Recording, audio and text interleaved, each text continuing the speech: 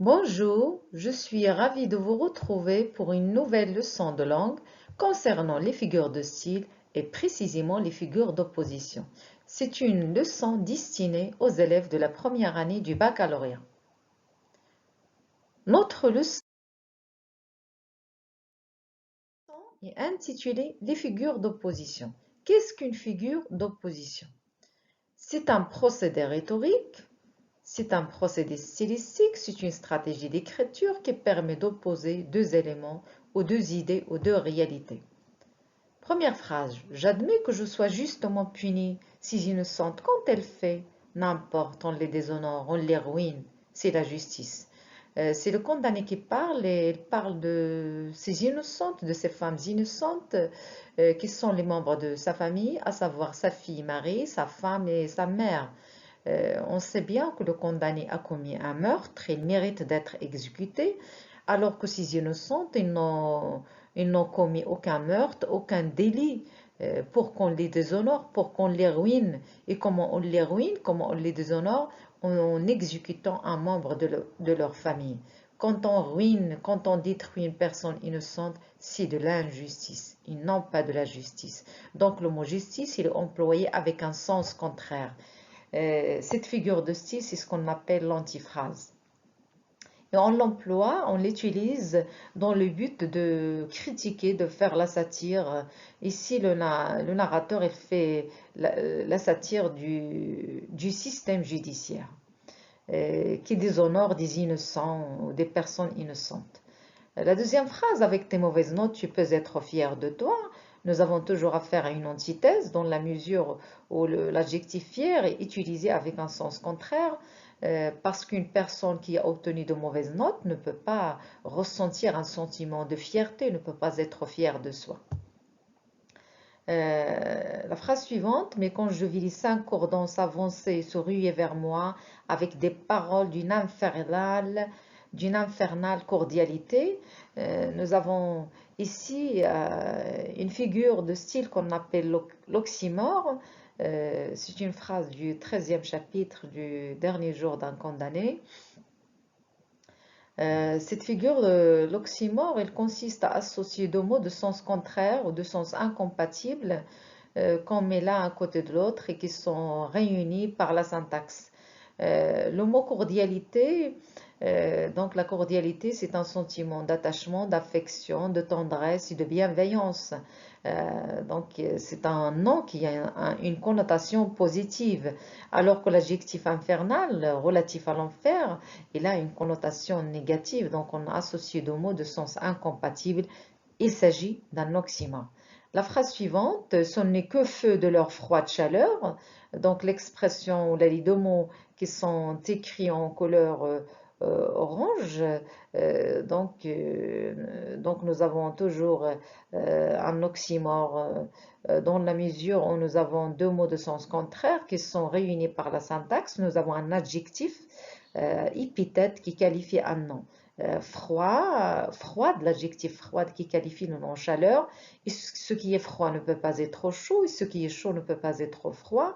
Donc il s'agit d'un oxymore. Dans la mesure, on a associé deux mots de sens contraire et qui sont unis par la syntaxe. La phrase suivante, l'armée israélienne a commis une boucherie héroïque dans la bande de Gaza. Donc nous avons la même figure de style, l'oxymore, dans l'expression boucherie héroïque. Boucherie, ça veut dire un massacre, c'est un nom qui a une connotation négative. Héroïque, c'est un adjectif qui a un sens positif. Donc nous avons associé deux mots de sens incompatibles. P3, j'ai fermé les yeux, j'ai tâché d'oublier le présent dans le passé. Ici, on a affaire à une antithèse dans la mesure où le nom présent s'oppose au nom passé. Donc on a une simple opposition sans que ces deux mots soient unis par la syntaxe. Donc il s'agit d'une simple opposition, donc nous avons affaire à une antithèse. La phrase suivante, un homme unique comme toi dans le peuple, avec ces différences qu'il est aussi haut que tu es bas, c'est le condamné qui parle du roi, un roi qui est aussi haut, qui est positionné, qui est au haut de la pyramide sociale. Donc nous avons ici affaire à une antithèse au s'oppose, l'adjectif au s'oppose à l'adjectif bas, il s'agit d'une antithèse. La phrase suivante, l'avarice perd tout en voulant tout gagner. Le verbe perdre s'oppose au verbe gagner, c'est une antithèse. La quatrième phrase, il faut manger pour vivre et non pas vivre pour manger. Ici, nous avons affaire à une autre figure de style, une autre figure d'opposition qu'on appelle le chiasme, qui consiste à employer deux termes, deux expressions qui sont disposées de manière croisée selon la structure A, B, BA. Donc, vous avez en premier lieu le verbe manger. Par la suite, nous avons le verbe vivre, mais dans la deuxième partie de la phrase, on a inversé l'ordre de ces deux verbes. Il s'agit de ce qu'on appelle le chiasme. La phrase suivante, nous avons toujours affaire à un chiasme dans la mesure où on a donc deux expressions disposées de manière croisée. Quand on aime quand on est et on est quand on aime. Donc, il s'agit d'un chiasme. Et vous avez, en plus du chiasme, vous avez une autre figure de style qu'on appelle l'antithèse dans la mesure où le verbe aimer s'oppose au verbe haïr, qui veut dire détester.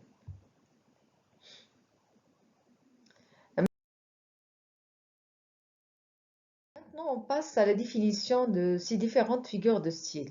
La première figure, c'est l'antiphrase. C'est une figure qui consiste à employer un mot, une expression avec un sens contraire par ironie.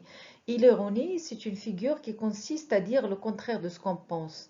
Et l'ironie s'exprime par plusieurs procédés rhétoriques, à savoir, qui sont ces procédés rhétoriques? L'antiphrase, l'antithèse, l'oxymore. Donc, tous ces procédés rhétoriques, ils peuvent exprimer l'ironie. L'antithèse consiste à faire coexister deux mots de sens contraire à l'intérieur d'un même énoncé, où cette forte opposition est souvent renforcée par un parallélisme de construction. Et nous avons déjà vu le parallélisme, c'est une figure de style qui consiste à répéter la même structure syntaxique à travers deux énoncés ou deux phrases ou trois. Donc ici, on répète la même structure syntaxique que je surligne. Je surligne les phrases qui ont la même structure syntaxique. En plus, nous avons une antithèse dans la mesure où l'adjectif bon s'oppose à l'adjectif méchant et ange, le nom ange s'oppose au nom diable. Vous avez le nom ange, comme vous le voyez, le nom ange s'oppose au nom diable. Il s'agit d'une antithèse. L'oxymore, c'est une figure qui consiste à utiliser deux mots de sens contraire, mais ces deux mots ils sont unis par la syntaxe. Et on donne un exemple que nous avons déjà vu, froide, chaleur. Nous avons l'adjectif froid, froide qui qualifie le nom chaleur. Pour différencier l'oxymore et l'antithèse, dans le cas de l'antithèse, nous avons simplement des termes opposés sans qu'il y ait un lien syntaxique qui les unisse, alors que dans le cas de l'oxymore, donc les mots qui évoquent les deux réalités contradictoires, ils sont réunis par la syntaxe. Le chiasme consiste à employer des termes qui sont disposés de manière croisée suivant la structure ABBA. Maintenant, on passe à un exercice.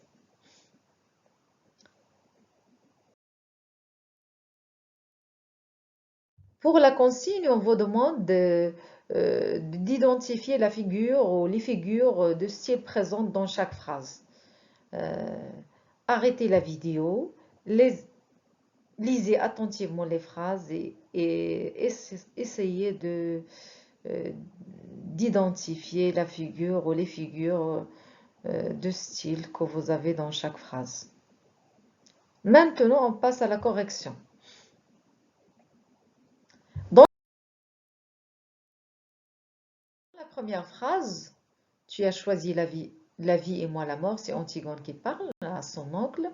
Donc nous avons une antithèse dans la mesure où nous avons une simple opposition, deux noms qui s'opposent, la vie et la mort, sans qu'il y ait un lien syntaxique qui les unisse. La phrase suivante, j'ai le mauvais rôle et tu as le bon, c'est le roi crayon qui parle.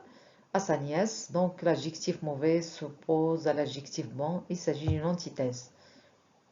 C'est un mort vivant, c'est un silence assourdissant. Nous avons un oxymore. Dans la mesure où on a associé deux mots de sens contraire qu'on a mis l'un à côté de l'autre et qui sont unis par la syntaxe. L'adjectif vivant et il qualifie le nom mort. L'adjectif assourdissant, il qualifie le nom silence, un silence qui assourdit. Donc nous avons ici deux mots de sens incompatibles qui ne peuvent pas aller ensemble. Il s'agit d'un oxymore. Pour la quatrième phrase, sur le tableau noir du malheur se dessine le visage du bonheur. Nous avons une antithèse.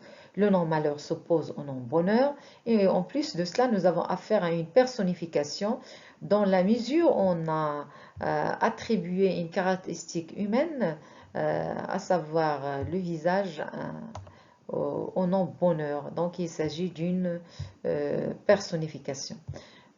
La phrase numéro 5, le charmant animal planta ses crocs dans mon mollet. Un animal qui vous a mordu, on ne peut pas le qualifier en utilisant l'adjectif charmant, donc on emploie cet adjectif avec un sens contraire, il s'agit d'une antiphrase.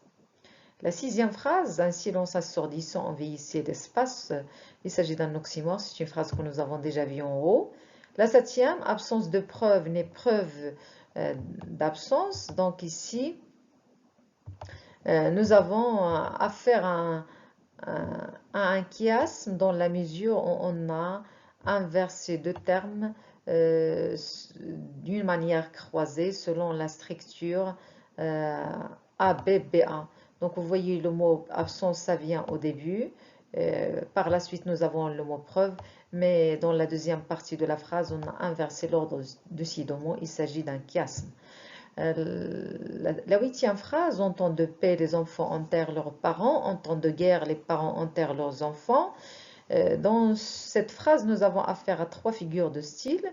D'abord, nous avons affaire à un parallélisme dans la mesure où les phrases soulignées elles ont la même structure syntaxique, donc il s'agit d'un parallélisme, mais en plus on a affaire à un chiasme dans la mesure où nous avons donc des mots qui sont disposés de manière croisée, donc des mots qui sont disposés de manière croisée. Donc vous avez au début les enfants, après vous avez les parents, mais après on commence par le nom parent et par la suite le mot enfant. Donc il s'agit donc de mots qui sont disposés de manière croisée selon la structure ABBA. Il s'agit d'un chiasme. En plus du chiasme, nous avons affaire à une antithèse. Donc le nom paix s'oppose au nom guerre. Donc nous avons trois figures de style. La dernière phrase que nous avons déjà vue, un jour il est bon comme un ange, un autre jour il est méchant comme un diable. Dans cette phrase, nous avons trois figures de style, une antithèse. L'adjectif bon s'oppose à l'adjectif méchant et le nom ange s'oppose au nom diable. En plus, nous avons affaire à une comparaison. Donc nous avons le titre de comparaison comme. Plus d'un parallélisme, nous avons deux phrases qui ont la même structure syntaxique. C'est la fin de notre leçon. C'est